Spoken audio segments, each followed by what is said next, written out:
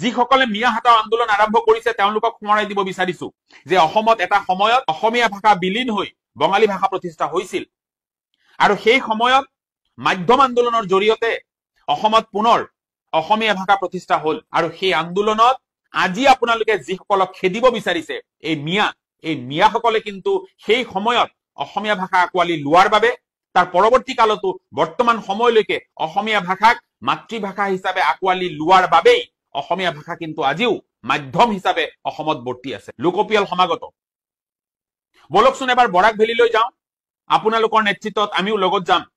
বৰাক ভেলীত গৈ আমি এটা আহ্বান জনাও যে এইবাৰ লোকপিয়লত আপোনালোকে অসমীয়া ভাষাক মাতৃভাষা হিচাপে লিপিবদ্ধ কৰক। আছে জানো আপোনালোকৰ সৎ সাহস? পাৰিব যাব আপোনালোক?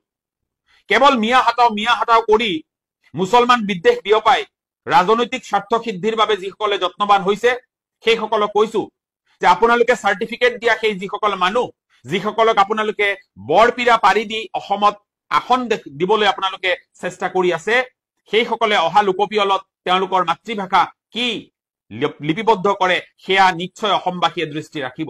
যিসকলে মিয়া হাটাও আন্দোলন আৰম্ভ কৰিছে তেওঁলোকক সোঁৱৰাই দিব বিচাৰিছো যে অসমত এটা সময়ত অসমীয়া ভাষা বিলীন হৈ বঙালী ভাষা প্ৰতিষ্ঠা হৈছিল আৰু সেই সময়ত মাধ্যম আন্দোলনৰ জৰিয়তে অসমত পুনৰ অসমীয়া ভাষা প্ৰতিষ্ঠা হল আৰু সেই আন্দোলনত আজি আপোনালোকে যিসকলক খেদিব বিচাৰিছে এই মিয়াসকলে কিন্তু সেই সময়ত অসমীয়া ভাষা আকোৱালি লোৱাৰ বাবে তাৰ পৰৱৰ্তী কালতো বৰ্তমান সময়লৈকে অসমীয়া ভাষাক মাতৃভাষা হিচাপে আকোৱালি লোৱাৰ বাবেই অসমীয়া ভাষা কিন্তু আজিও মাধ্যম হিচাপে অসমত বৰ্তি আছে। লোকপিয়ল সমাগত বলকচোন এবাৰ বৰাক ভেলীলৈ যাওঁ, আপোনালোকৰ নেতৃত্বত আমিও লগত যাম।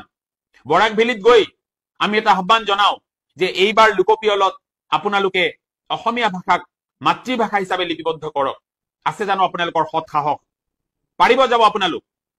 কেৱল মিয়া হাটাও কৰি মুছলমান বিদ্বেষ বিয়পাই ৰাজনৈতিক স্বাৰ্থ সিদ্ধিৰ বাবে যিসকলে যত্নবান হৈছে সেইসকলক কৈছো যে আপোনালোকে চাৰ্টিফিকেট দিয়া সেই যিসকল মানুহ যিসকলক আপোনালোকে বৰপীৰা পাৰি দি অসমত আসন দিবলৈ আপোনালোকে চেষ্টা কৰি আছে সেইসকলে অহা লোকপিয়লত তেওঁলোকৰ মাতৃভাষা কি লিপিবদ্ধ কৰে সেয়া নিশ্চয় অসমবাসীয়ে দৃষ্টি ৰাখিব।